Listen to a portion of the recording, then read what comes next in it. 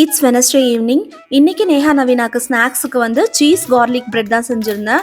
Ingredients எல்லாமே வந்து first கமெண்ட்ல கொடுத்துறேன், டிஸ்கிரிப்ஷன்லேயும் கொடுத்துறேன், நீங்கள் செக் பண்ணிக்கோங்க. இந்த ரெசிபி பார்த்தீங்கன்னா ஒரு 10 to 15 மினிட்ஸில் பண்ணிடலாம். டேஸ்ட் வந்து சூப்பராக இருக்கும்.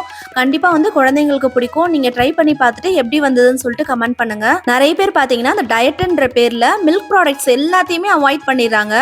ஈவன் பால் கூட குடிக்க மாட்டாங்க. மில்க் ப்ராடக்ட் எல்லாத்துலேயுமே வந்து ப்ரோட்டீன் கண்டென்ட் நமக்கு அதிகமாக இருக்கிறதுனால மசில் ஸ்ட்ரென்த் ரொம்பவே ஹெல்ப்ஃபுல்லா இருக்கு. இப்போ நம்ம ஒரு 3 சப்பாத்தி எடுத்துக்கிறோம்னு வைங்களேன், அது வந்து ஒரு 2 சப்பாத்தியே எடுத்துக்கிட்டு அதுக்கு சைட் டிஷ் வந்து நல்லா ஹெல்த்தியா சாப்பிட்டுக்கணும். அதாவது பன்னீர் கிரேவி அந்த மாதிரி சாப்பிடும்போது நமக்கு வந்து நல்ல ப்ரோட்டீன் கண்டென்ட் நமக்கு கிடைக்கும். அதுக்கு பதில் ஒரு 6-7 சப்பாத்தியை சாப்பிட்டுட்டு நம்ம சைட் டிஷ்ஷே வந்து சரியா எடுக்காம இருக்கிறோம்னு வைங்களேன், அதனால வந்து கார்போஹைட்ரேட்ஸ் தான் நமக்கு அதிகமாகும். எக்ஸஸ் கார்போஹைட்ரேட்ஸ் எல்லாமே வந்து ஃபேட்டா தான் கன்வெர்ட் ஆகும். ஸோ நம்ம எடுக்கிற டயட் வந்து மாடரேட்டடா இருக்கணும். அது இல்லாமல் பிசிக்கல் ஆக்டிவிட்டியை பொறுத்து நம்ம எடுத்துட்டோம்னா வெயிட் வந்து மெயின்டைன் ஆகும்.